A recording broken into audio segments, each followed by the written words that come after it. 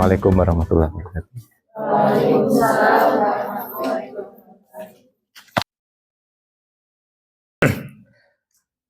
Hari ini kita akan diskusi tentang isomorfisme. Sebenarnya isomorfisme itu suatu alat untuk membanding, ya, membanding dua grup. Nah, sebelumnya Anda sudah pernah membanding juga dalam himpunan, ya kan? Dua himpunan itu dikatakan ekivalen, ya. Nah, ini waktu di mata kuliah mungkin logika dan pembuktian, waktu belajar himpunan, ya. Nah, dua himpunan itu dikatakan ekivalen atau dengan kata lain mempunyai kardinalitas yang sama, ya toh? Jika ada korespondensi satu-satu di antara dua bilangan itu, ya. Nah, kita sebut misalnya himpunan A dikatakan ekivalen dengan himpunan B kalau ada pemetaan satu-satu pada dari A ke B, itu, ya. Itu kita katakan ekivalen. Dengan kata lain, himpunan A dan himpunan B sama-sama mempunyai kardinalitas yang sama, gitu, ya. Nah, itu. Jadi kalau A hingga, B hingga dengan banyaknya anggota sama. Kalau A tak hingga, B-nya juga tak hingga, ya. Kardinalitas yang sama juga. Nah, itu yang nah, sekarang pada dasarnya grup itu kan suatu himpunan juga. Nah, berarti kita sudah bisa membanding berdasarkan himpunan. Jadi kalau kita punya grup pertama dan grup kedua, kalau ada korespondensi satu-satu dari itu berarti sudah sebagai himpunan sudah kita bandingkan berarti mempunyai kardinalitas yang sama. Tapi ada satu aspek lagi yang harus kita perhatikan. Selain himpunan, grup itu juga punya operasi. Nah, berarti harus kita perhatikan bagaimana membanding operasinya juga, gitu, ya. Nah, itu. Jadi tidak hanya sekedar himpunan grup itu. Jadi himpunan dengan operasi. Jadi sebagai himpunan kita sudah punya alat untuk membandingkan, yaitu pemetaan satu-satu pada.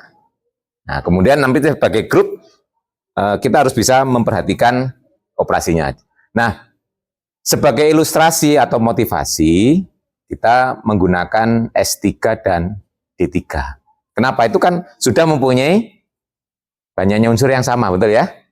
S3 anggotanya 6, D3 juga anggotanya 6. Jadi sebagai himpunan kita sudah memungkinkan untuk membuat korespondensi satu-satu. Ya, asalkan kita pasangkan satu-satu kan sudah jadi, toh. Nah, cuma karena kita akan memperhatikan fenomenanya juga kaitannya dengan operasi. Nah, ini nggak sembarangan membuatnya.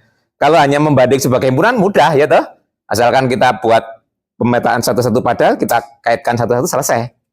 Ya, berarti sudah ada korespondensi satu-satu. Nah, di sini kita harus memperhatikan aspek operasinya. Nah, kita harus hati-hati. Nah, tapi sebelum ke sana harus di-recall kembali, ya. Operasi di S3 dan D3. Oke, ya ini, kalau yang S3 saya yakin Anda tinggal nulis kembali apa yang sudah kita kerjakan dulu, ya.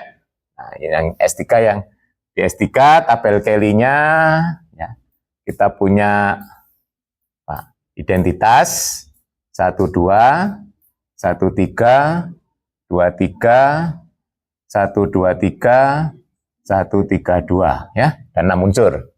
Ini identitas 12, 13, 23, 123, 132, ya. Nah, ini Anda harus punya, ini sudah punya kan? Tulis kembali, ya. Ini 1, ini 12, 13, 23, 123, 132. 12, yang ini identitas, yang ini apa isinya? Dibuka kembali. Saya yakin Anda nggak hafal, gitu, ya. Tapi bisa. Ini kok diam aja nunggu Pak Heri, gitu kan? Anda saya minta buka, ya. Oke, ini isinya? Hah?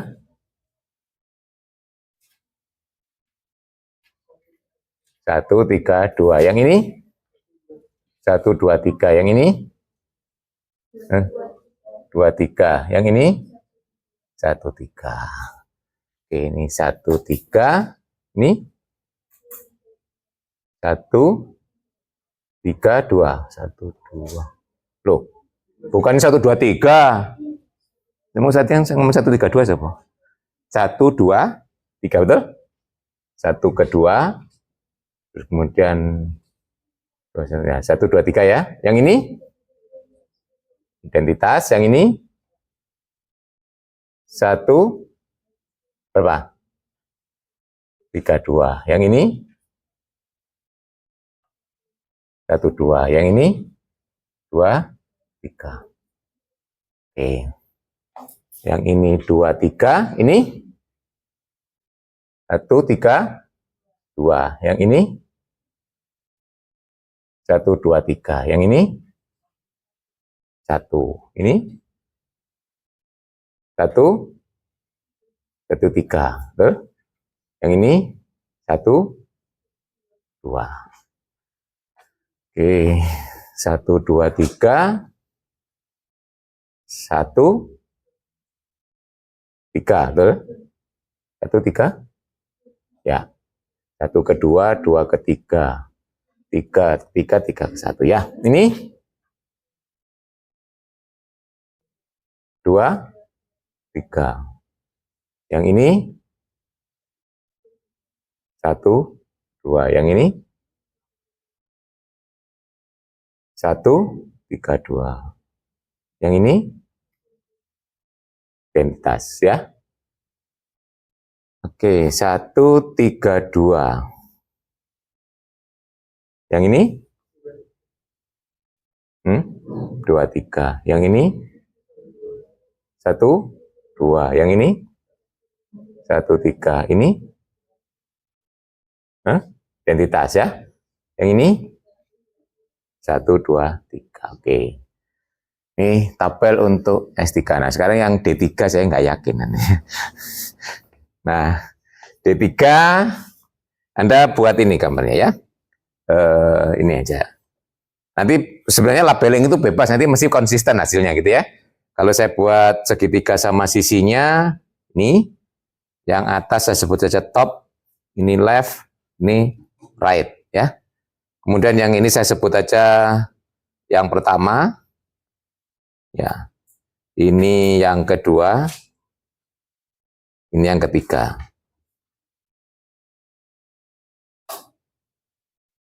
Oke, ini D3. Nah, kemudian selain sumbu simetri ada putaran sebanyak 3 toh. 0 derajat, 120 dan 240. Jadi D3 isinya adalah putaran sebanyak 3 dan sumbu simetri ini kan ya. Jadi untuk D3 kita punya jadi R0 kan, R120, R240 ini rotasi, kemudian kita punya D1, D2, D3.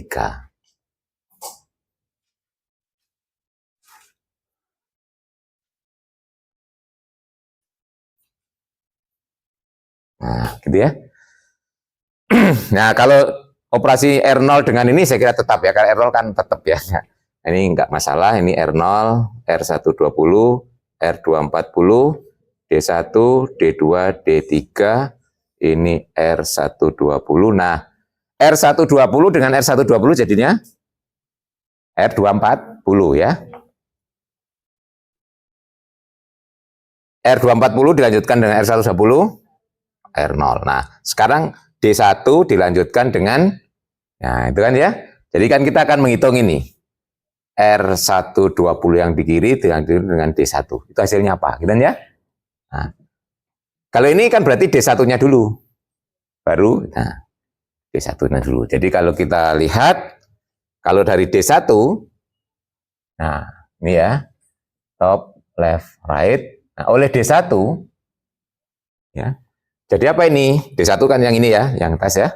Nah, jadi akan jadi ini tetap P, ini R, ini L, betul ya? Kemudian oleh R120. Nah, berarti putar 120, jadi nanti segitiganya akan jadi, ini T-nya pindah ke sini kan? Ini T, ini R, ini L. Nah, sekarang kita lihat dari sini ke sini oleh apa ini? Kita lihat apa? R-nya tetap ya. P dan L bertukar. Berarti oleh sumbu ini kan? Sumbu ini apa? D3. Berarti sini hasilnya D3. Betul ya? Nah, kemudian D2 ya. Nah, kalau D2 ini oleh D2 TLR. Nah, D2 ini ya. Oleh D2 itu yang ini ya. Berarti L-nya tetap, T dan R berubah ya. Ini L tetap, ini R, ini T. Kemudian dilanjutkan 120.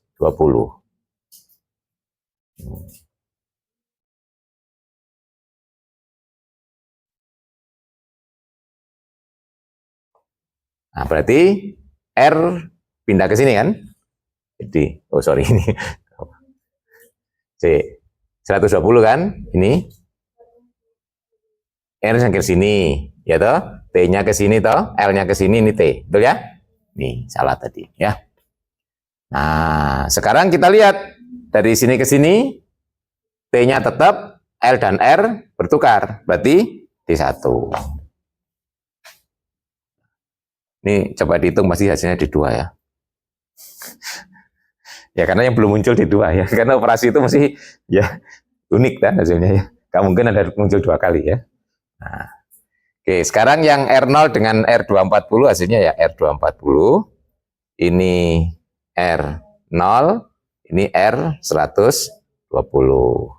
D1 dilanjutkan dengan 240. Nah, ini aja. Ini saya pakai dengan D1 dan D240 ini saya pakai lagi ya. Nah, 240 ya. Berarti kalau 240 T-nya pindah ke L. Berarti T-nya ke sini ya. Ini R, ini L. Nah, berarti L-nya tetap, T dan R bertukar. Berarti D2 ya. Sini kan? Nah, D2.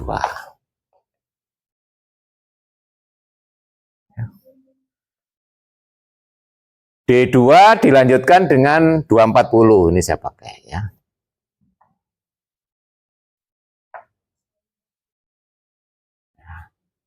Jadi ngantuk ya men. R pindah ke sini. Ini L, ini T, betul ya?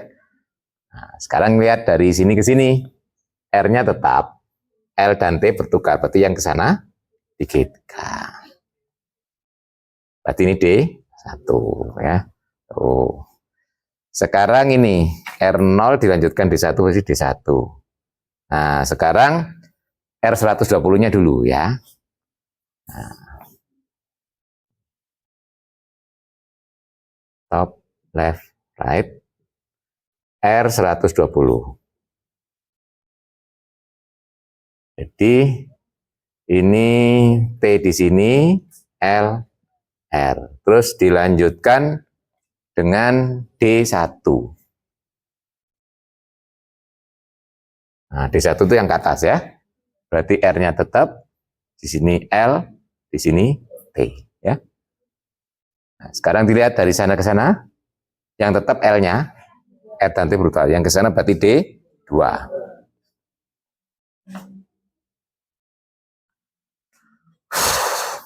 Ini jahit saja langsung ya. Ya, D1 dengan D1 ya R0 ya kan, dibalik D1 dibalikkan lagi kan, ya kembali ke semula kan, berarti R0.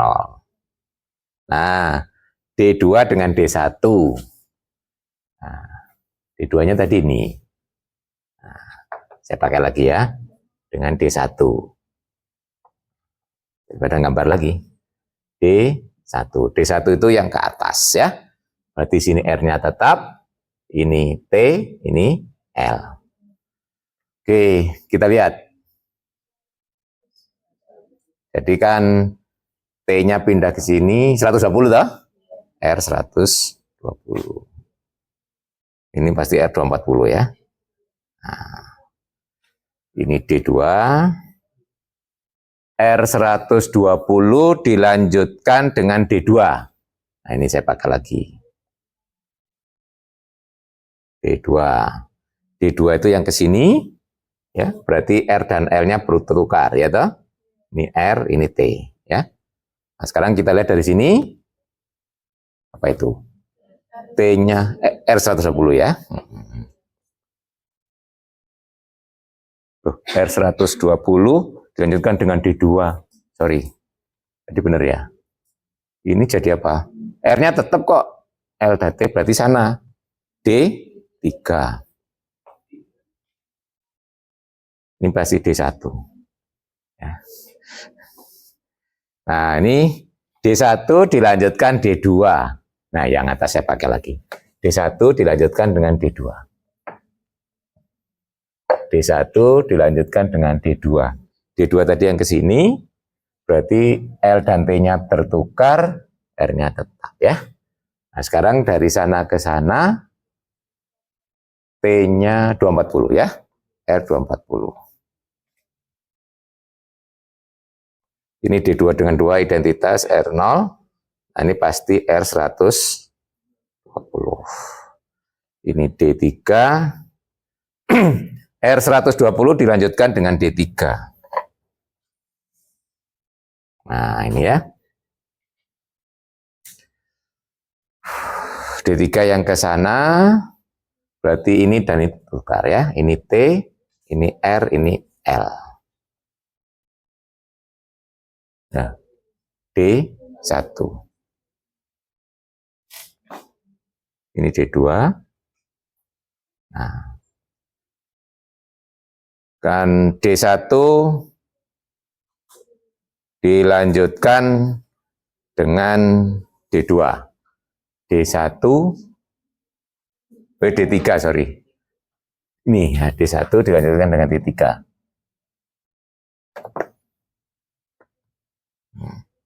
D3 yang ke sini, berarti ini R, ini T, ini L. Berarti R 120 ya.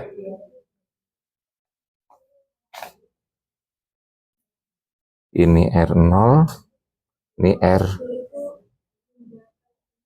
Nah, gitu ya. Ya.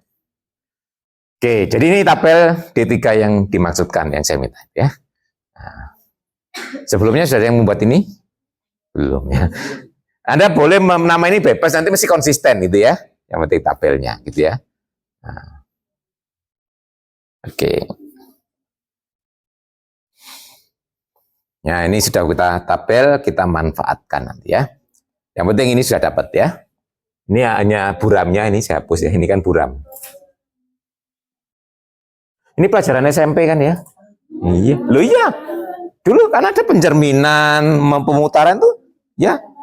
Transformasi, translasi itu ya. Ada translasi, rotasi, refleksi itu ya. Nah, ini kan itu. Pelajaran SMP ini ya. Cuma sekarang dilihat strukturnya, ya dah. Nah, kalau dulu kan hanya yang penting bisa merefleksikan, bisa merotasikan, hasilnya apa gitu ya. Nah, ini tadi kan ngitungnya itu cara SMP ngitungnya ya. Nah, cuma sekarang kita lihat strukturnya, ternyata dia membentuk grup gitu loh ya. Nah, di sini kalau rotasi dan refleksi kita kumpulkan, nah itu akan membentuk grup. Yang sering kita sebut grup dihidral ya.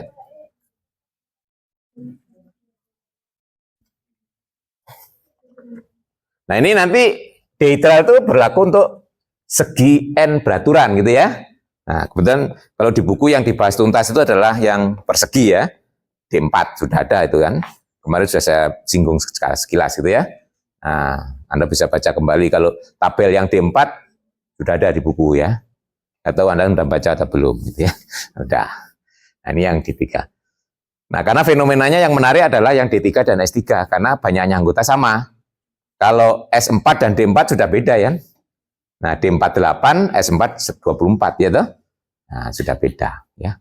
Nah, ini kalau kita mau membuat pengaitan satu-satu pada ya anggotanya harus sama kan? Nah, ini yang memungkinkan ya sih. Yang memungkinkan adalah S3 dan D3. Nah, sekarang kita definisikan ini ya, membuat pemetaan satu-satu pada tetapi nggak ngawur ya.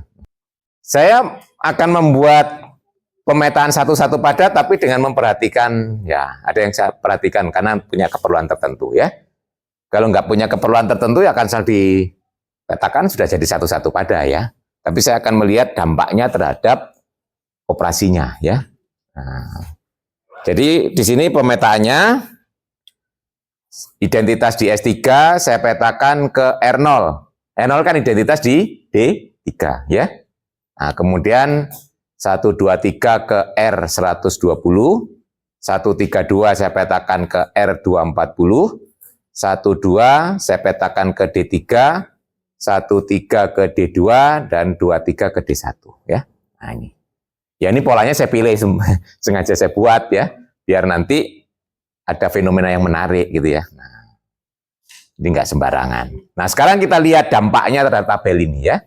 Nah sekarang kan saya lihat ini kalau dipetakan akan mendapatkan hasil ya. Jadi saya buat tabel untuk hasil pemetaannya. Nah di sini itu kan namanya V ya. Jadi saya lihat V dari tabel untuk V dari S3 ya. Nah, dari sini saya isi petanya. Nah, ya.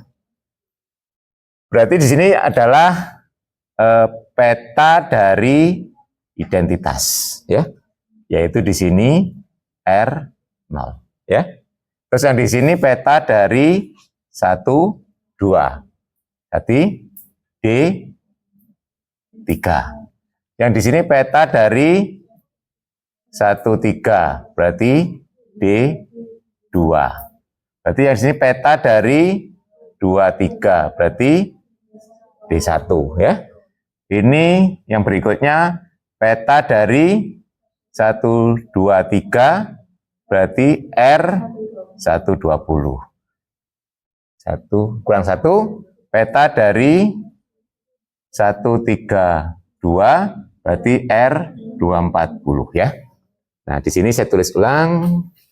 Ini peta dari identitas R0, peta dari 1 2, D3, peta dari 1 3, D2, peta dari 2 3, D1, peta dari 1 2 3, R120, peta dari 132, R240. Nah sekarang saya buat tabel berdasarkan ini. Urutannya nggak harus seperti ini kan ya. Tapi ini bisa kita manfaatkan kan. Nah sekarang di sini R0, nah ini bahasanya berarti R0 ya. Ini D3, D2, D1, R120, R240. Nah ini D3 dengan R0 berarti D3. Nah kita lihat ini ya. D3 di paling bawah. D3 dengan D3 R0. D3 dengan D2 R240. D3 dengan D1 R120. D3 dengan R120 D1 ya. Kemudian D3 dengan 240 D2. Nah ini. Ya. Kemudian D2 dengan R0 D2, D2 dengan D3, nih R120, D2 dengan D2 R0, D2 dengan D1 R240, D2 dengan R120 D3, kemudian D2 dengan R240, berapa nih? D1 ya. Nah, gitu. Ini D1, D1 dengan D3 R240, D1 dengan D2 R120, D1 dengan D1 R0, D1 dengan R120, D2, D1 dengan R20 D3 ya. Nah ini. Kemudian R120. Ini adalah R120 dengan D3, D2, dengan D2, D1, dengan D1, D3. Ini berarti R240, R0 ya.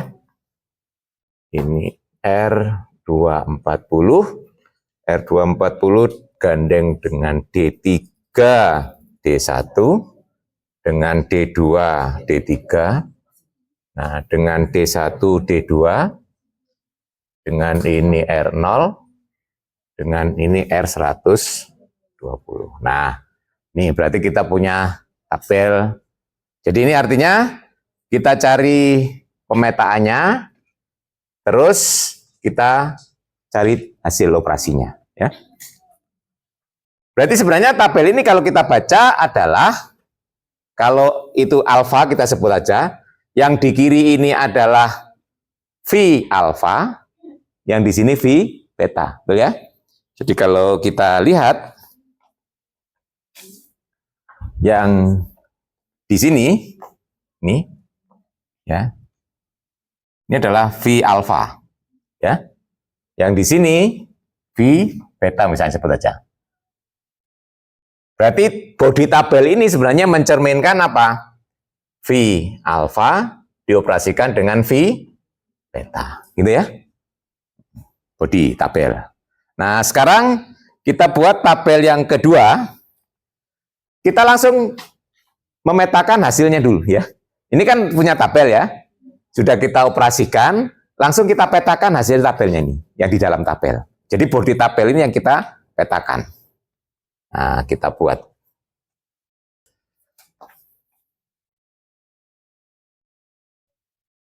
Jadi kita buat langsung dari ini, bodinya kita ambil petanya, ya. Nah, seolah-olah ini adalah V dari alfa beta yang kita cari ya. Kan ini sudah alfa beta. Nah, jadi ini. Yang di sini kita lihat peta dari identitas kan ini. Nah, ya. Nah, di sini kita isikan peta dari identitas adalah R0. Ya. Yang kedua, peta dari 1, 2. Berarti D3. Betul? Peta dari 1, 2. Yang kita lihat langsung ininya. Ya. Jadi, yang ini dari situ. Ya. Terus yang 1, 2 ini kita petakan. Jadi ini, gitu kan ya? Nah, gitu langsung kita lihat yang di dalam. Jadi, yang 1, 3 menjadi D2. 2, 3 jadi D1. 1, 2, 3 menjadi R120. 1, 3, 2 R240, gitu kan? Nah, di sini 1, 2 berarti D berapa itu? D3. Terus R0. 1, 3, 2 R240. 1, 2, 3 berarti R120. 2, 3 berarti D1. 1, 3 berarti D2 hasilnya, gitu? Ya. Ini 1, 3 berarti D2. 1, 2, 3 berarti R120 petanya ya. Identitas berarti R0. 1, 3, 2 berarti R240. 1, 2 berarti D3. 2, 3 berarti D1. Baris keempat ya, kita lihat 1, 2 dipetakan ke D1. 1, 3, 2 ke R240. 1, 2, 3 ke R120. Identitas ke R0. 1, 3 ke D2. 1, 2 ke D3. Gitu kan? Terus baris ke 5. 1, 2, 3 ke R120. 1, 3 berarti ke D2. 2, 3 ke D1. 1, 2 ke D3. 1, 3, 2 ke R240. Ya. identitas ke R0. Baris terakhir 132 itu berarti dipetakan ke R240. Nah, kemudian ini ke D1, 12 ke D3, 13 ke D2, identitas ke R0, 123 ke R120. Jadi kalau kita baca ini sebenarnya adalah tabel dari V alfa beta, betul ya? Kan ini alfa, ini beta, ini adalah alfa beta toh. Jadi di sini nih yang di dalam ini kan alfa beta. Nah, berarti ini langsung hasil alfa beta kita petakan kan. Jadi ini kalau kita baca di tabel ini adalah V dari alfa beta. Nah, sekarang bandingkan antara tabel yang di atas dan tabel yang di bawah. Sama, persis identik ya. Tidak hanya segala sama, identik ya. Dan itu berarti sampai pada posisinya sama. Ya. Berarti ini kan kesimpulannya hasil ini dan hasil ini sama, betul ya? Berarti kita mempunyai kesamaan ini sama dengan, ya. Apapun alfa betanya, hasil ini sama dengan ini. Ya. Kalau kita baca, yang di sini tadi kita petakan dulu, betul ya, baru dioperasikan, ya. Nah, yang di sini dioperasikan dulu, baru dipetakan. Ternyata hasilnya sama loh. Mau dipetakan dulu baru dioperasikan, atau dioperasikan dulu baru dipetakan, hasilnya sama. Itu berarti fungsi ini punya keistimewaan, yaitu preserve operation. Preserve itu mengawetkan, melanggengkan, ya, mempertahankan gitu ya. Nah itu preserve bahasa Inggrisnya ya. Nah ini jadi ini tidak hanya sekedar satu-satu pada, selain satu-satu pada juga preserve operation ya. Nah, preserve operation maksudnya tadi dipetakan dulu baru dioperasikan, hasilnya nggak beda kalau dioperasikan dulu baru dipetakan. Ya. Fungsi yang semacam ini yang disebut isomorfisme. Loh, gitu ya. Nah, jadi syaratnya harus pemetaannya satu-satu pada mengawetkan operasi ya. Itu berarti itu suatu isomorfisme. Nah, kalau kita bisa mengkonstruksi suatu isomorfisme, contohnya di sini dari S3 ke D3 kita bisa mengkonstruksi toh. Nah, kita sebut S3 dan D3 ini isomorfik. Gitu ya. Nah, isomorfik. Nah, isomorfik itu nanti kalau dalam aljabar mempunyai struktur yang sama gitu ya, karena ini kan nggak pengaruh toh. Nah, itu. Makanya kalau dalam struktur aljabar barangnya sama tapi mempunyai struktur yang barangnya beda tapi mempunyai struktur yang sama. Itu nanti hanya dihitung satu gitu ya. Nah, jadi nanti mempelajari D3 dan S3 itu kalau di aljabar sama saja. Cukup dipelajari salah satu aja gitu ya. Makanya nanti selanjutnya nanti kita cukup belajar yang S3 aja, D3 ya mempunyai struktur yang sama gitu ya. Tapi nanti D4 dan S4 sudah beda ya, itu nggak boleh diaplikasikan ya. Ini khusus untuk S3 dan D3 saja. Nah, dengan motivasi ini kita bisa mengeneralisasi konsep isomorfisme gitu ya. Konsep isomorfisme. Nah ini akhirnya definisinya ya. Jadi kalau tadi S3 dan D3 kita anggap G dan G garis gitu ya. Jadi kita punya dua grup. Untuk membedakan operasinya saya bedakan. Grup yang pertama operasinya bintang. Grup yang kedua operasinya bundaran gitu ya. Nah, jadi kalau saya punya pemetaan atau fungsi 1, 1 dan pada F ini. Dari G ke G garis, ini disebut isomorfisme, ya, isomorfisme grup jika ada tambahan syarat ya, yaitu preserve. Ini kan yang di kiri ini dioperasikan dulu baru dipetakan, ya toh?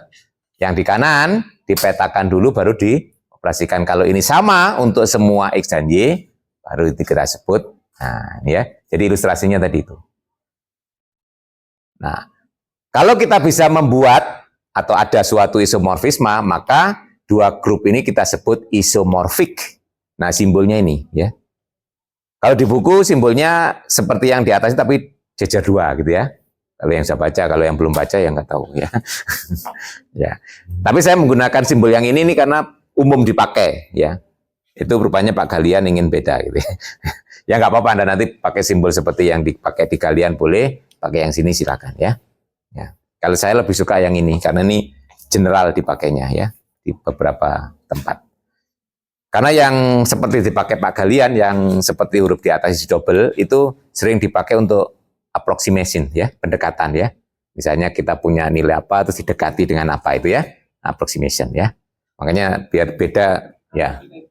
Ya. Kalau di Pak Galian kan pakai simbol ini ya, yang 2 gini. Nah, ya. Nah, saya sudah biasa menggunakan ini untuk pendekatan ya, aproksimasi kan. Kalau numeriknya itu ya, kalau Anda punya suatu ekspresi matematik terus pendekatan numeriknya kan pakai itu ya. Sekian desimal. Di fisika juga pakai itu untuk pendekatan.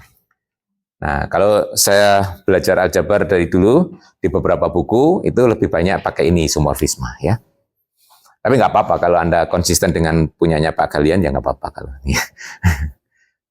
nggak saya salahkan gitu ya. Demokratis saya matematik. Oke. Nah, ini berarti S3 dan T3 itu salah satu contoh 2 grup yang isomorfik ya. Nanti yang isomorfik banyak sekali. Nah, di buku ada beberapa contoh ya.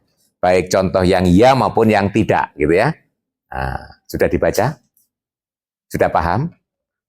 Belum. Ya, mending sudah dibaca tapi belum paham daripada tidak baca sama sekali gitu ya. Jadi nggak tahu paham apa tidak gitu ya. Ya, coba sih kita lihat bersama ya bagian pertama lah. Sambil mendalami, tahu nggak definisinya ini tadi ya kalau kita melihat contohnya. Ini contoh dari yang ada di bukunya Pak Galian. Contoh pertama, ya. G-nya adalah himpunan bilangan real dengan operasi aditif ya, tambah. Jadi ini maksudnya G ini adalah R dengan operasi tambah. Kemudian G garisnya R plus dengan operasi kali ya. Nah itu kan 2 grup yang berbeda. Nah di sini akan ditunjukkan 2 grup itu isomorfik gitu ya. Nah, jadi grup yang pertama itu adalah R dengan operasi tambah. Grup yang kedua R plus. Nah, jadi G-nya di sini ya. Tambahkan sini ya. Itu berarti G-nya adalah R dengan operasi tambah. G garisnya adalah R plus dengan operasi kali ya. Nah, gitu ya. Nah, itu. Kemudian dibuat pemetaan pi dari G ke G garis. Ya. X dipetakan ke 2 pangkat X ya. Kita akan menunjukkan bahwa pi ini suatu isomorfisme. Nah, kalau kita akan menunjukkan bahwa pi ini isomorfisme, berarti harus ditunjukkan satu-satu pada preserve operation ya. Ada 3 tuh. Satu-satu pada kemudian preserve operation ya, mengawetkan operasi. Nah, pertama kita tunjukkan dia satu-satu. Bagaimana menunjukkan fungsi itu satu-satu? Mendata. Kalau itu bisa nggak didata anggotanya? Nggak bisa. Dan kalau dari S3 dengan D3 tadi bisa kan, cuma ada 6 ya. Kalau R, nah, membuktikan fungsi satu-satu itu strateginya adalah diambil 2 unsur, petanya sama, kita tunjukkan unsur itu sama. Betul? Oh, ini kan di pelajaran di kuliah semester 1, ya toh? Logika dan pembuktian ada di situ, membuktikan fungsi satu ya. Itu kan strategi pembuktiannya ya. Nah, jadi di sini ambil 2 unsur di domain, dimisalkan petanya sama, ditunjukkan unsur itu sama, ya toh? Ambil X dan Y, ya, dimisalkan Fx sama, ini berarti Px sama dengan Py, tunjukkan dia X sama dengan Y, betul? Itu cara menunjukkan fungsi satu. Ini harus otomatis ya, ini karena sering dipakai ya. Nanti menunjukkan pada bagaimana? Ambil sembarang unsur di kodomain, tunjukkan ada unsur di domain sehingga petanya kembali ke situ. Ya, ini harus sudah otomatis ini karena tools sering kita pakai nantinya ya. Nah, di sini itu pakai ya. Menunjukkan fungsi satu-satu dan pada. Nah, kalau fungsi itu well defined, ambil dua unsur itu sama, tunjukkan petanya sama. Kalau ini nggak terlalu penting well defined-nya, ya kan? Karena kalau unsurnya beda pasti 2x ya. Kalau unsurnya sama, 2 pangkat X pasti sama kan? Ya, kalau seperti ini nggak mengkhawatirkan. Jadi well defined-nya nggak terlalu penting dibuktikan. Tapi yang mengkhawatirkan itu apa? Sebagai contoh kalau kita mendefinisikan dari kelas. Karena kelas itu bisa diwakili oleh unsur yang berbeda, ya itu ya. Nah, itu well defined-nya perlu dilihat ya. Nah, kalau yang seperti ini jelas kalau sama pasti 2 pangkat X-nya sama kan ya. Kalau kita punya X sama dengan Y pasti 2X sama dengan 2 pangkat Y kan. Nah, itu makanya well defined di sini nggak terlalu penting dibuktikan. Oke. Nah, kita tunjukkan yang pertama akan ditunjukkan P11. Jadi kita klaim bahwa P itu 11. Jadi kita misalkan X dan Y itu anggota G dan nah, Px sama dengan Py, gitu kan ya? Yang akan ditunjukkan X sama dengan Y, gitu ya? Nih, menunjukkan fungsi satu-satu seperti itu ya. Oke. Sekarang coba lihat dari Px sama dengan Py itu berarti 2 pangkat X sama dengan 2 pangkat Y ya. Berarti kita punya pertama kita punya nih 2 pangkat X itu sama dengan Px sama dengan Py sama dengan 2 pangkat Y. Akibatnya apa? Kalau ini kita logkan dengan basis 2, kan 2 logs 2 pangkat X akan sama dengan 2 logs 2 pangkat Y. Betul? Yang kiri apa hasilnya? X. Yang kanan? Y. Ya? Berarti X sama dengan Y. Bukti selesai kan? Ya. Berarti berangkat dari Px sama dengan Py, kita bisa menunjukkan X sama dengan Y. Berarti P11. Dari sini berarti simpulannya adalah P11. Gitu ya. Nah, menunjukkan pada ambil sembarang unsur di kodomain ya. Misalkan ambil di sini ya A atau B, boleh S atau T silakan ya. Nah, ambil misalnya saya ambil A di G garis, harus ditunjukkan ada B di G sehingga PB sama dengan A gitu kan ya. Itu menunjukkan itu pada. Akan yang kedua akan diklaim bahwa P itu pada kalau saya ambil A di G garis sebarang. Nah, nanti akan ditunjukkan ada B di G sehingga PB sama dengan A gitu ya. Nah, itu. Nah, kalau A itu di G garis berarti A itu bilangan real positif, betul ya? Jadi A itu kan anggota R plus. Ya. Kalau di real positif nilai lognya pasti ada. Ingat nilai log itu ada kalau dia bilangan positif. Kalau negatif kan nggak ada lognya ya. Nah, berarti di sini 2 log A ya, itu bilangan real, betul? Bisa positif, bisa negatif, bisa nol gitu kan? Nah, itu anggota R. Nah, sebut aja ini B, betul ya? Nah, sebut B itu sama dengan 2 log A. Berarti ini kan anggota G, betul? Iya, anggota R ya. Nah, gitu jadi kita punya PB sama dengan 2 pangkat B, betul ya? Berarti sama dengan 2 log A. Hasilnya A. Ya.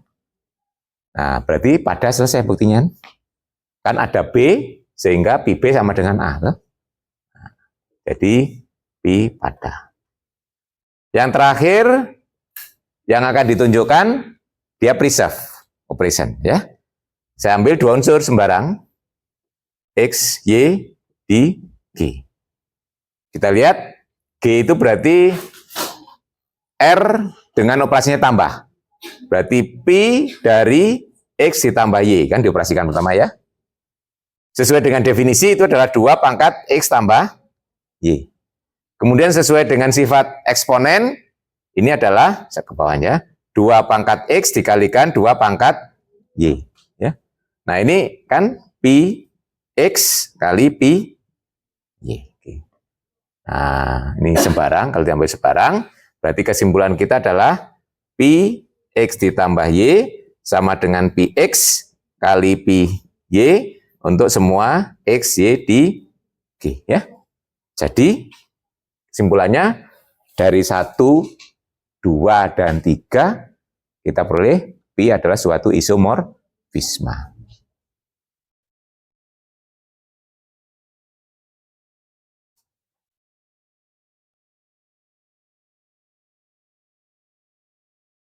Nah, gitu ya. Jadi sini kesimpulan kita antara R dengan operasi tambah dan R plus dengan operasi kali itu adalah isomorfik. Gitu ya.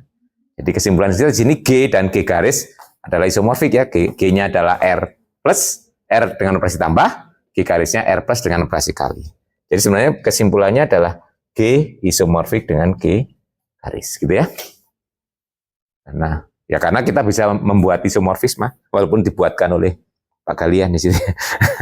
Bukan kita sendiri yang buat ya. Yang penting ada gitu ya. Nah, itu. Ada. Ada itu boleh satu, boleh banyak ya. Yang penting ada. Cukup jelas ya dengan contoh satu? Jelas Pak, karena sudah jelaskan Pak Heri. Tadi belum jelaskan, nggak jelas ya. Oke, contoh 2. Ada yang sudah membaca contoh 2 dan paham? Kalau paham, saya minta menjelaskan ke temannya.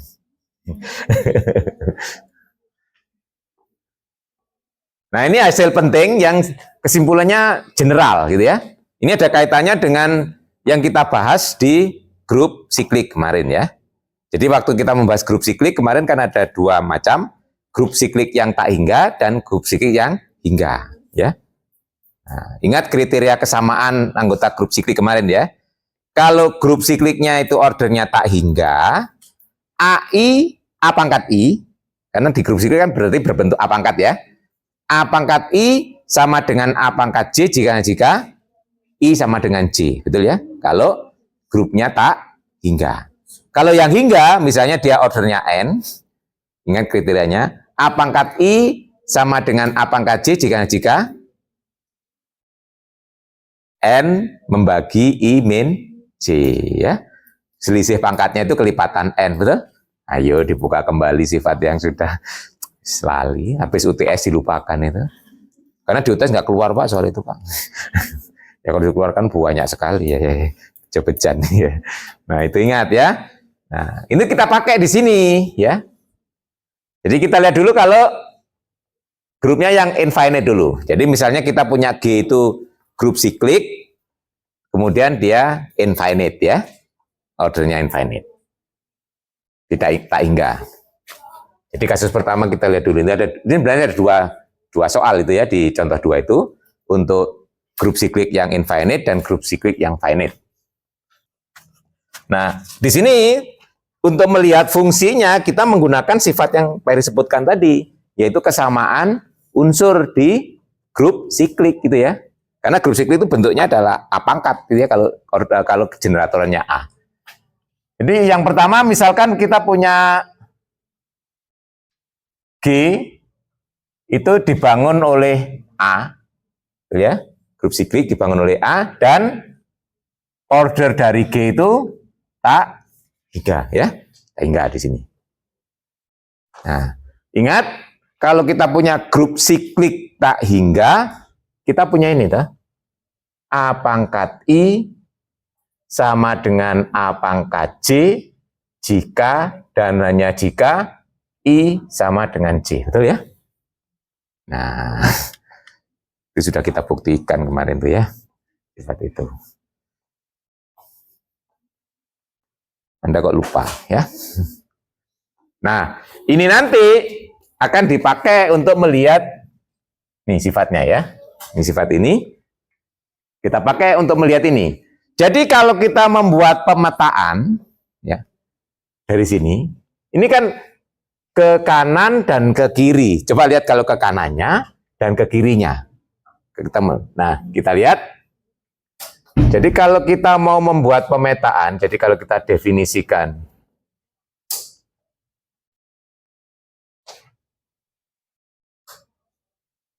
P dari ini G ke Z ya. Nah, di sini unsurnya kan berbentuk A pangkat K.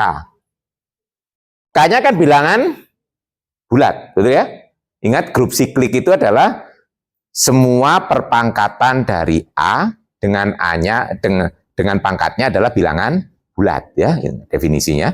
Ingat dulu definisi dari ini itu adalah A pangkat K, K-nya di Z ya. Nah, jadi karena G-nya dibangun oleh A, berarti unsur di G mesti dalam bentuk A pangkat. Nah, berarti ini kita petakan ke K. Ya, karena K-nya di Z ya. Nah, lihat, dari ini kan ada dua implikasi toh, dari kiri dan dari kanan. Jadi kalau kita lihat implikasinya, dari kiri ke kanan atau dari kanan ke kiri. Kalau dari kiri ke kanan kita baca, kita punya unsur yang sama, pangkatnya sama, betul ya? Punya unsur yang sama, di sini sama, berarti well defined.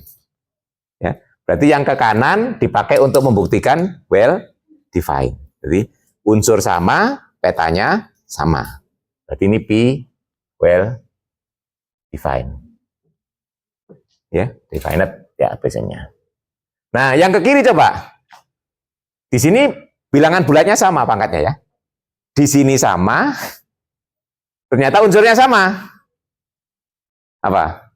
1-1 gitu. Ya. Kan ininya kan berarti petanya ini kan. Karena peta dari A pangkat K adalah K.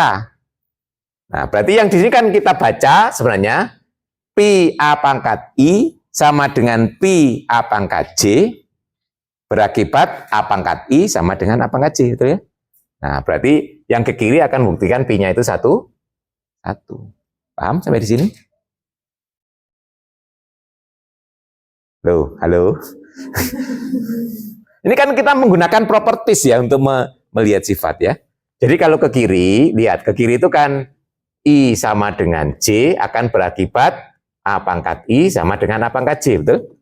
Nah ini kan berarti P A pangkat I sama dengan P A pangkat J ya. I itu kan berarti peta dari A pangkat I ya. Nah ini peta dari A pangkat J ya.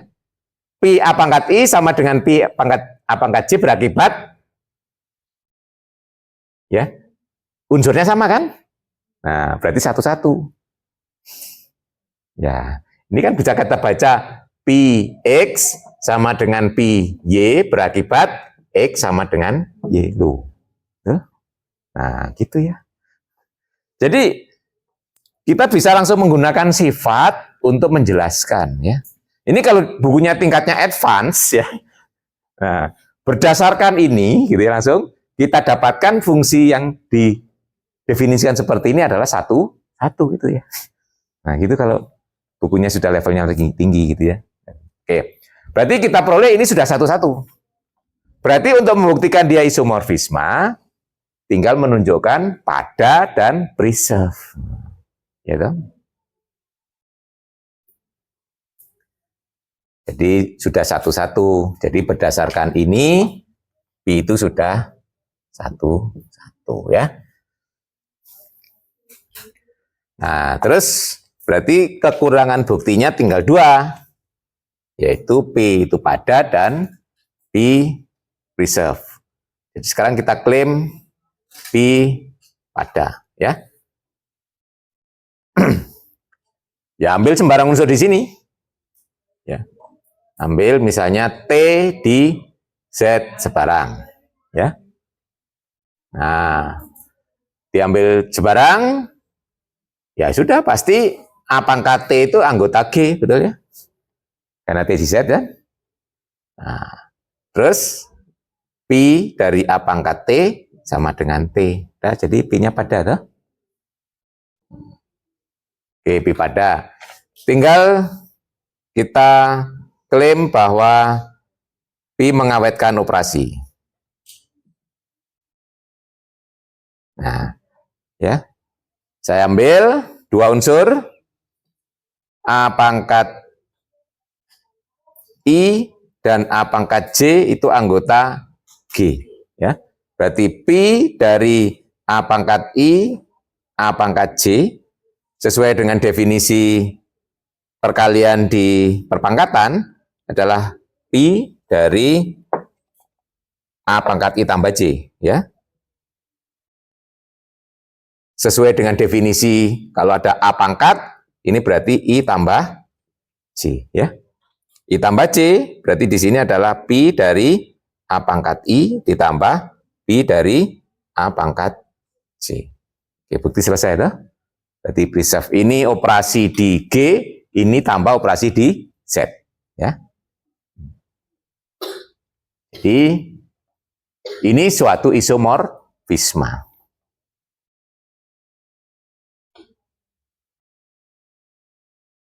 Nah, makanya kesimpulannya, any infinite cyclic group is isomorphic to Z. Ya. Jadi setiap, nah ini kan kesimpulan yang sangat luar biasa ya. Kalau kita mempunyai grup siklik yang infinite, pasti isomorfik dengan Z.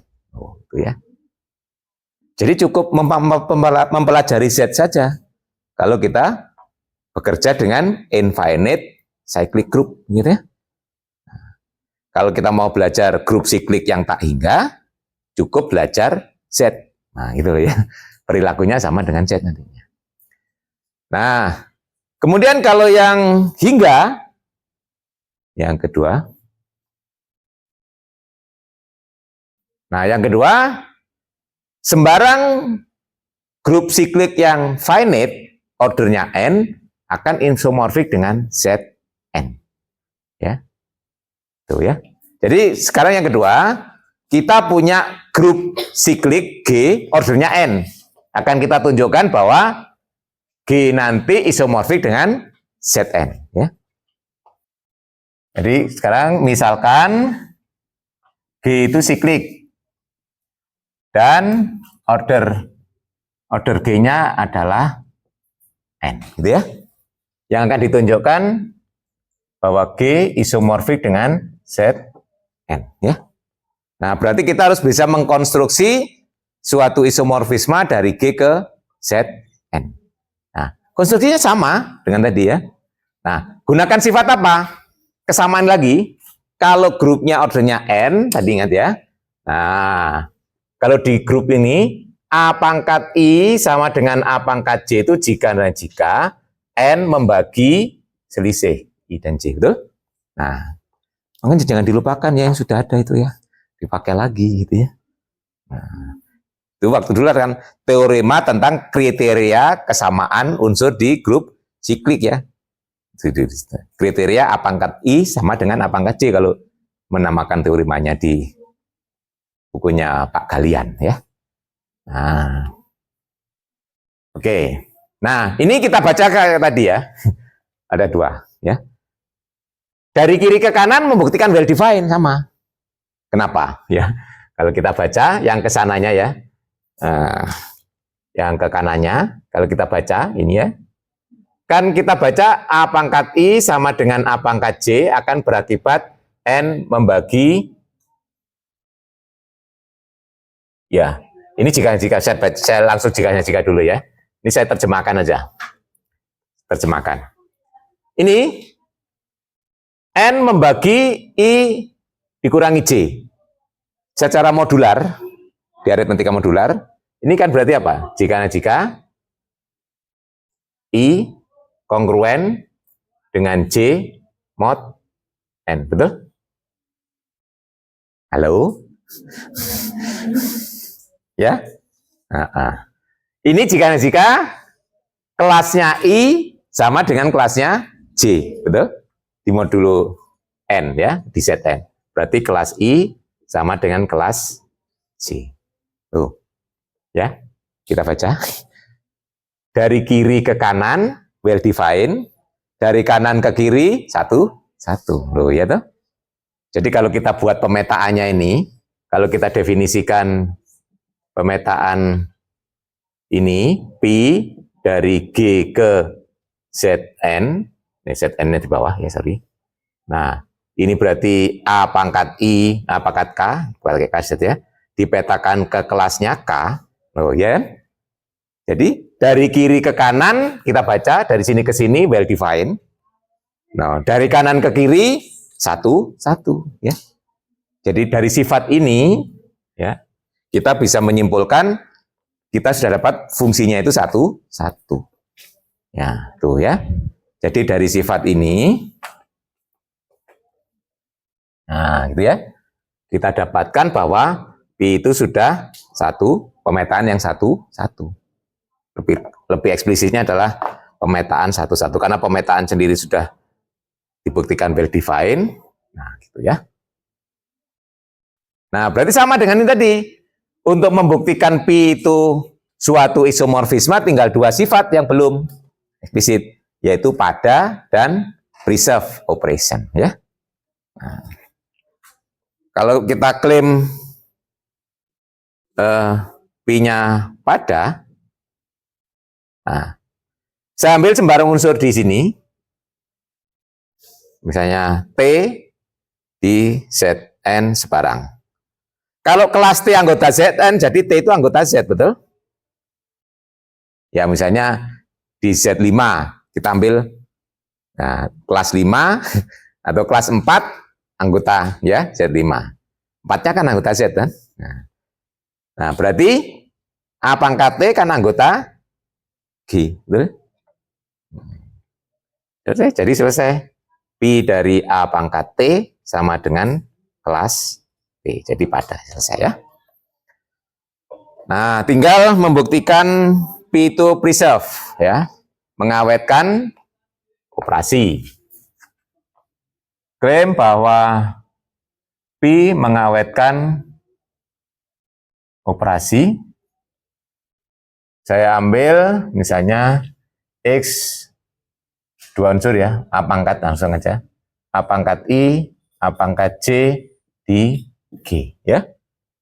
Berarti P dari A pangkat I kali I pangkat J seperti tadi, P dari A pangkat I tambah J sesuai dengan definisi P, ini hasilnya adalah kelas dari I tambah J, kelas dari pangkat toh. Nah, berarti ini sesuai dengan definisi operasi di Zn, ini kelas I ditambah kelas J. Berarti ini peta dari A pangkat I ditambah peta dari A pangkat J. Ya. Selesai ya. Nah, jadi P yang didefinisikan seperti ini merupakan suatu isomorfisme. Jadi P isomorfisme group. Nah, kesimpulannya G isomorfik dengan Zn ya. Nah, ini hasil penting ya. Jadi ternyata kalau kita mau belajar grup siklik cukup belajar Z dan Zn. Makanya Z dan Zn jadi model yang penting ya. Itu dulu kenapa kok harus diulang di awal kuliah gitu ya. Nah, jadi di sini akhirnya kita sudah punya model ya, S3 mewakili yang lain juga ya. Z mewakili semua grup siklik yang tak hingga. Zn akan mewakili grup siklik yang hingga, gitu ya. Nah, di situ. Nah, ini namanya sering kita belajar yang esensial ya. Nah, jadi kalau kita belajar teori grup itu, belajar Z, belajar Zn, belajar S3 itu menjadi esensial ya. Karena mewakili yang lain. Nah, nanti kalau yang tidak isomorfik, nanti ada identifikasi yang lain ya. Yang tidak siklik ya. Ini kan baru diidentifikasi siklik ya. Yang nggak siklik, nanti mungkin ada wakil yang lain gitu ya. Nah, itu sebenarnya kalau Anda mau lihat nanti, kalau nanti kita sudah tahu teorema Lagrange, akan lebih mudah lagi mengidentifikasi grup-grup itu ya. Nah, sebagai contoh, gunanya ini, kalau grup itu ordernya prima nanti ya, kalau kita sudah belajar dari belakang, pasti siklik. Ya. Ordernya prima, pasti siklik. Kalau siklik, pasti isomorfik dengan Zn, ya. Berarti ZZP ya. Kalau jadi artinya, kalau kita punya grup ordernya P, pasti isomorfik dengan ZP. Loh. Ya, jadi, macamnya cuma ada satu, up to isomorphism ya, atas isomorfisme. Grup yang berorder prima itu cuma ada satu macam perilakunya ya. Kalau barangnya banyak, perilakunya cuma satu macam, yaitu ZP modelnya gitu ya. Nanti kalau sudah berbicara teori Malagrang itu setelah Coset ya nanti ya. Nah, kita akan itu lihat. Ternyata grup yang ordernya prima itu pasti siklik. Nah, kalau siklik ordernya prima pasti isomorfik dengan ZP gitu ya. Nah, itu contoh-contoh identifikasi grup ya berdasarkan teori isomorfisme di sini.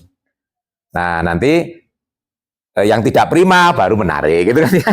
Nah, jadi kalau di sini ordernya prima sudah tuntas ya. Nanti kalau berdasarkan teori Malagrang gitu ya. 2, 3, 5, 7, 11 itu selesai. Nah, baru diidentifikasi yang tidak prima. Nanti ada berapa macam, misalnya ada berapa macam sih yang tidak isomorfik, grup yang ordernya 4 gitu ya. Nah, yang berorder 6, berorder 8. Itu sebenarnya Anda kemarin kalau diangkat sebagai project bagus itu ya. Ya. Itu namanya ada teori tentang grup hingga ya. Jadi grup hingga. Itu sudah ada bacaannya ya. Anda tinggal nulis kembali aja sebenarnya kalau mau pakai diangkat sebagai. Itu kan nggak masuk dalam spesifik kuliah kita ya, tapi Anda mengembangkan boleh gitu ya. Tuh. Nah, itu. Tapi kalau di saudara Anda yang di matematika murni, itu nanti menjadi mata kuliah pilihan, teori grup gitu ya. Jadi ini kan pengantar ke grup. Nah, nanti ada lanjutannya teori grup ya. Kalau Anda ya wong teori ring pengantar ke ring aja masih pilihan kalau dia ya, apalagi yang ya yang penting kan Anda sudah tahulah sedikit gitu ya. Nah, tapi nanti kalau tertarik boleh ngambil S2 matematik ya. Nah, banyak kok yang dulu S1-nya pendidikan matematik ternyata ngambil S2 matematik juga berhasil gitu ya. Tapi juga banyak juga yang S1-nya matematik murni ngambil S2 pendidikan matematik juga berhasil. Nah, itu kan masalah minat ya, minat yang timbul belakangan ya. Nah, ya bisa. Jangankan itu, orang yang di fisika, di informatika itu karena tertarik dengan matematik akhirnya studi lanjutnya di matematik bisa ya. S1-nya informatika, tapi setelah memakai matematika loh kok menarik matematika. Akhirnya S2, S3 ke matematika. Itu ada contohnya. Ya. Kebetulan dulu anak bimbingan saya juga gitu ya. S1-nya informatika. Ya karena dari Olimpiade Matematik, kuliah di informatika, ternyata dia masih tertarik dengan matematik. Di informatika juga menggunakan matematik, ternyata matematik lebih menarik dibandingkan informatika gitu ya. Akhirnya S2, S3-nya ngambil matematika. Bidangnya aljabar lagi sesuai dengan bidang saya gitu ya. Oke, good. Ini contoh 1, contoh 2 adalah yang ya. Nah, contoh 3 itu contoh yang bukan ya. Oke, paling tidak sampai contoh 3 ini nanti sudah cukup bagus ya. Nah, contoh 3 ini mau memberikan counter example, bukan contoh ya. Nah, jadi kan biasanya kita paham itu kan mengenal contoh, mengenal bukan contoh. Nanti dalam pembelajaran kan Anda ya. Orang itu dikatakan paham terhadap suatu konsep matematik kalau tahu contoh, minimal ya tahu contoh, tahu bukan contoh, terus bisa mengidentifikasi mana yang ya, mana yang tidak gitu ya. Itu teman yang pertama. Nah, dari sini berarti Pi ini dari R ke R ya. Tapi operasinya adalah aditif ya, addition ya, tambah ya. Jadi Pi-nya dari R ke R tapi R tambah ya. G-nya di sini R tambah ya. Nah, jadi di sini kalau G-nya, G itu adalah R dengan operasi tambah. Pi dari G ke G, yaitu X dipetakan ke X pangkat 3. Kita tahu fungsi X pangkat 3 itu 1, 1 dan pada ya. Betul? Kalau dari R ke R, ya. Kalau sudah belajar kalkulus, mudah membuktikannya ya. Dia turunannya positif, pasti strictly monoton ya. Ya, monoton naik ya. Kan turunannya 3x kuadrat toh. Itu selalu positif ya. maka dia pasti merupakan fungsi naik murni ya. Kalau naik pasti satu-satu gitu ya, analisa dipakai kalkulus. Sudah lulus kan kalkulusnya? Alhamdulillah. Tapi kalau dipakai kok diem aja gitu ya. Ya itu kan salah satu gunanya turunan itu untuk ngecek naik turunnya fungsi kan. Nah kalau turunannya selalu positif berarti fungsinya selalu naik gitu kan ya. Kalau selalu naik terus ya, nggak pernah turun, nggak pernah mendatar, itu pasti fungsinya satu-satu ya. Nah, tapi satu-satu belum tentu ya, itu namanya hanya searah ya. Padanya juga bisa dibuktikan ya nanti. Jadi X pangkat 3, Fx atau Px sama dengan X pangkat 3 itu sudah merupakan fungsi satu-satu pada. Jadi sini sebenarnya tinggal melihat apakah dia preserve operation atau tidak. Ternyata X pangkat 3 itu tidak preserve. Ya. Ingat, dikatakan preserve itu kalau memenuhi untuk semua. Nah, berarti kalau tidak, ada. Ya. Nah, ini di Pak Galian ini buktinya belum selesai, ya, belum tuntas. Kalau Anda menulisnya seperti ini, ada pengurangan nilai. Ya. Ini kan hanya kesimpulan ya, coba lihat ya. Nah, walaupun P itu satu dan pada, ya tadi ya. Nah, it's not operation preserve, ya, tidak mengawetkan operasi. Kenapa? Karena it's not true, ya, bahwa ini sama dengan ini untuk all, ya. Ini kan kesimpulan, ya, kan belum ada argumentasinya kan. Nah, kenapa dikatakan ini? Nah, berarti kalau tidak betul dia itu berarti mengingkari itu kan? Berarti harus kita tunjukkan ada X dan Y yang tidak memenuhi itu kan. Kalau ada itu buktinya bagaimana? Ya berikan gitu ya. Nah, Anda harus pilih unsur di R ya yang tidak memenuhi itu. Ambil saja 1 dan 2 gitu ya. Ya, ingat 1 dan 2 itu anggota R. 1, 2 itu anggota R. Terus Anda hitung. Pi dari 1 tambah 2 itu adalah Pi dari 3, hasilnya 3 pangkat 3, 27. Pi 1 ditambah Pi 2, berarti 1 pangkat 3 ditambah 2 pangkat 3. Berarti 1 tambah 8, hasilnya 9. Nah gitu ya. Dari sini kita dapat menyimpulkan bahwa Pi 1 tambah 2 tidak sama dengan Pi 1 ditambah Pi. Nah gitu kan. Nah gini kalau membuktikan tidak kan ya. Nah, jadi ingkaran dari semua ya, berarti ada yang tidak, betul ya? Nah itu ya. Ini ada yang tidak kan? Tuh. Baik, ini dari contoh. Nanti contoh-contoh selanjutnya silakan dibaca lagi ya. Ya. Ada pertanyaan sampai di sini tentang pengertian isomorfisme sampai dengan beberapa contoh yang sudah kita buat. Nah, nanti sifat-sifatnya cukup banyak ya. Nah, yang paling penting itu ini satu sifat ya, bahwa grup itu kan ada identitas dan ada inverse. Tadi yang didefinisinya kan hanya preserve operation. Nah, pertanyaannya apakah dia preserve identity dan preserve inverse ya. Yang disebut preserve identity itu seperti contoh kita tadi, peta dari identitas adalah identitas ya tadi ya.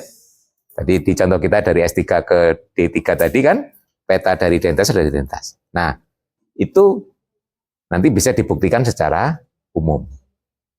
Nah, preserve inverse itu artinya apa? Kalau dioperasikan tadi kan, kalau preserve operation kan dioperasikan dulu baru dipetakan, hasilnya sama kalau dipetakan dulu. Nah, kalau inverse, diinverskan dulu baru dipetakan, apakah sama hasilnya kalau dipetakan dulu baru diinverskan ya. Nah, ini nyari dari teorema ya sifat ya. Nah, ternyata juga iya ya bisa dibuktikan. Nah, jadi definisinya cukup preserve operation, teoremanya preserve identity dan preserve inverse gitu ya. Nah, itu. Sudah ada yang membuktikan preserve identity, preserve inverse?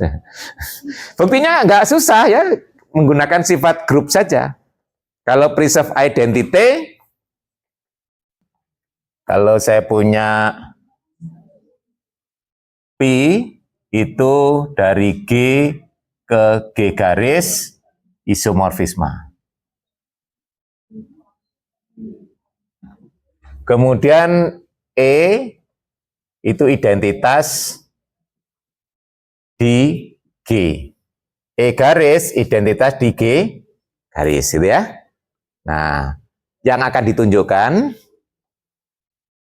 P dari E sama dengan E garis, itu namanya preserve identity ya. Peta identitas adalah identitas.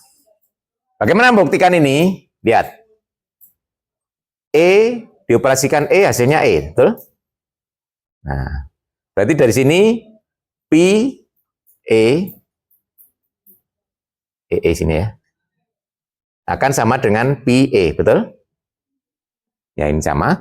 Terus karena dia suatu isomorfisme berarti preserve operation, yang kiri hasilnya apa? PE, betul?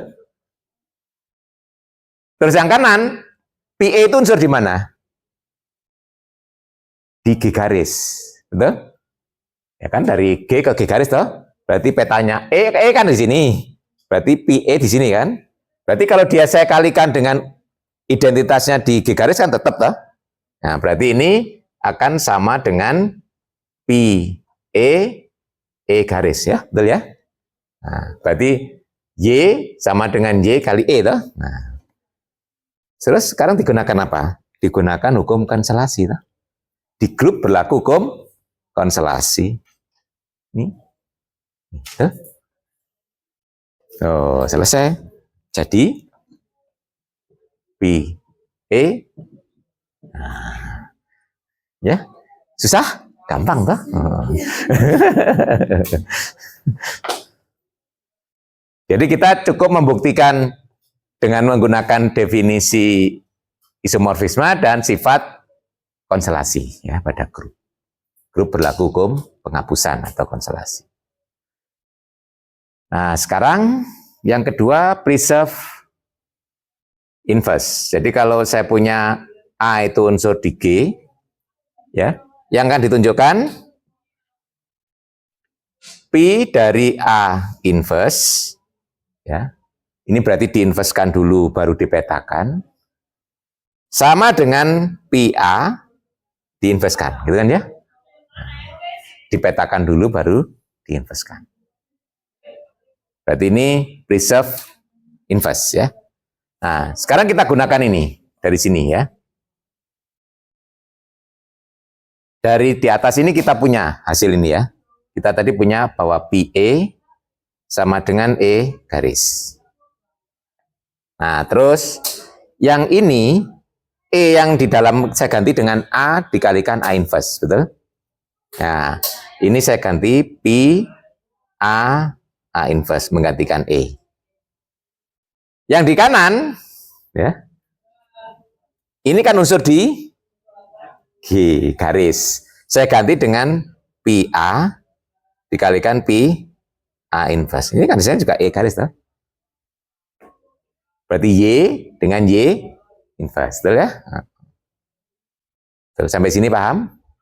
Ini strategi membuktikannya ya. Nah, sekarang coba lihat. Yang ini hasilnya apa? Sesuai dengan operasi preserve operation, ini hasilnya PA inverse, betul? PXY PX PY ya. Terus konselasi dipakai lagi kan? Selesai. Ini di cancel. Ini sama-sama dengan PA.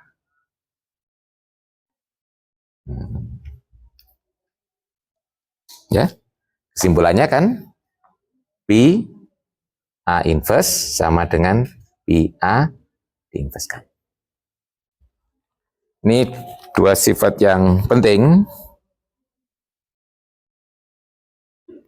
Nah, nanti sifat-sifat yang lain akan kita kembangkan lebih jauh sewaktu kita akan berbicara homomorfisme. Ya. Homomorfisme itu apa?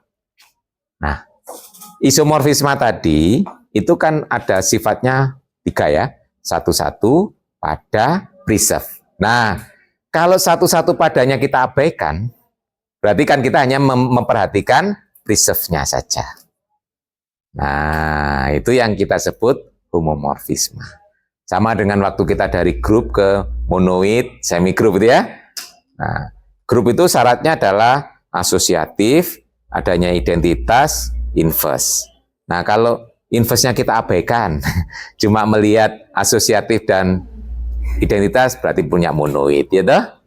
Kalau identitas dan inverse-nya kita abaikan, punya semigroup, ya toh? Nah, ini juga demikian. Kita punya isomorfisme, syarat satu dan padanya kita abaikan, berarti yang kita perhatikan cuma preserve-nya saja, itu berarti kita punya konsep homomorfisme. Nanti ada topik itu, nanti setelah teorema Lagrange di belakang. Di 2 pertemuan terakhir ya, itu nanti homomorfisme. Itu nanti akan mengulas kembali, jadi kan homomorfisme itu memperumum. Ya, kalau sifatnya dikurangi itu kan jadi lebih umum kan konsepnya. Itu. Nah, kemudian nanti apa kaitannya dengan isomorfisme? Nanti sifat-sifat yang tidak berkaitan dengan satu-satu pada itu pasti akan berlaku pada homomorfisme. Contohnya ini, sewaktu kita membuktikan preserve identity dan preserve inverse, memakai satu-satu pada enggak?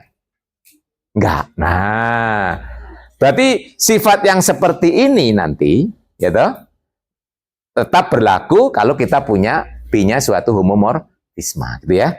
Itu cara melihat suatu sifat itu apakah berlaku pada generalisasinya atau tidak, ya. Nah, nanti sifat-sifatnya banyak, nanti daripada mengulang-ulang nanti di homomorfisme gitu ya, nanti akan kita bandingkan sifat isomorfisme dan homomorfisme. Jadi kata kuncinya dari sifat isomorfisme itu selama pembuktiannya tidak melibatkan sifat satu-satu pada, nah itu berarti nanti tetap berlaku pada homomorfisme. Jadi akhirnya 2 sifat ini nanti ini juga akan tetap berlaku pada homomorfisme. Ya. Baik, tapi nanti untuk Anda biar tahu lebih dulu boleh dibaca-baca dulu ya sifat-sifatnya. Nanti tinggal kita recall pada saat membahas di homomorfisme. Ya, biar Anda punya pekerjaan baca-baca. Sambil latihan membuktikan gitu ya. Ya, nanti terus kita bandingkan dengan sifat-sifat yang ada di homomorfisme. Baik, waktunya hampir habis. Ada yang disampaikan? Cukup jelas ya dengan konsep isomorfisme ya.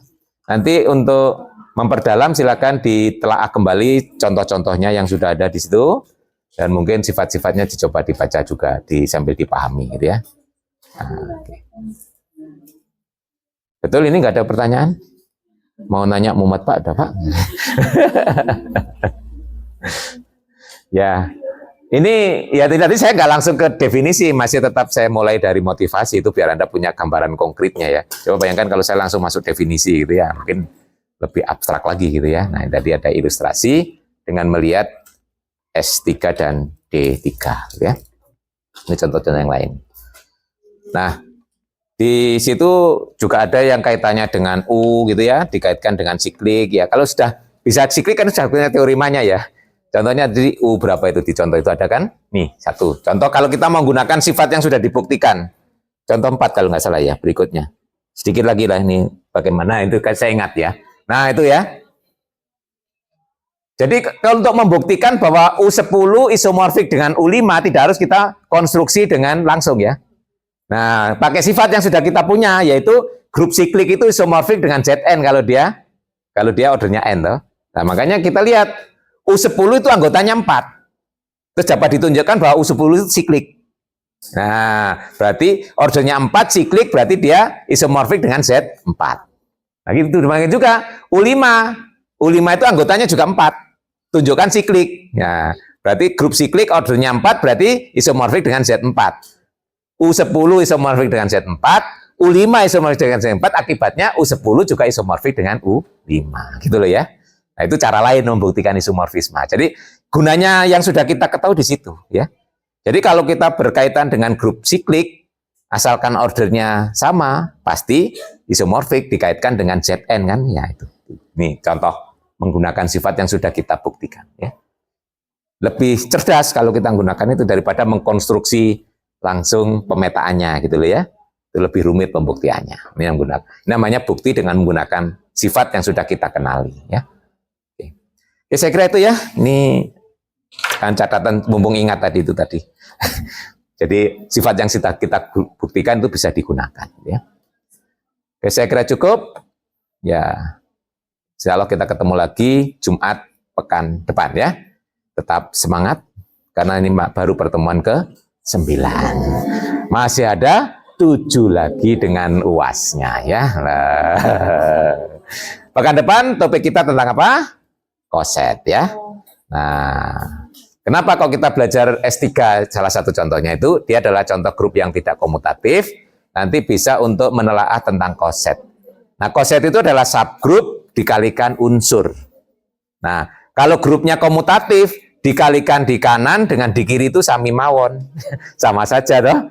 Nah, kalau grupnya tidak komutatif, dikalikan di kanan dan di kiri mungkin bisa berbeda. Nah, itu ya, makanya kita nanti perlu ilustrasi dengan grup yang tidak komutatif. Nanti akan kita kenal istilah koset kanan, koset kiri, dan seterusnya. Oke, nanti pekan depan kita akan berdiskusi tentang koset, ya. Silakan dibaca terlebih dahulu, ya, biar bisa mengerjakan soal kuisnya. Oke, saya kira cukup ya. Assalamualaikum warahmatullahi wabarakatuh.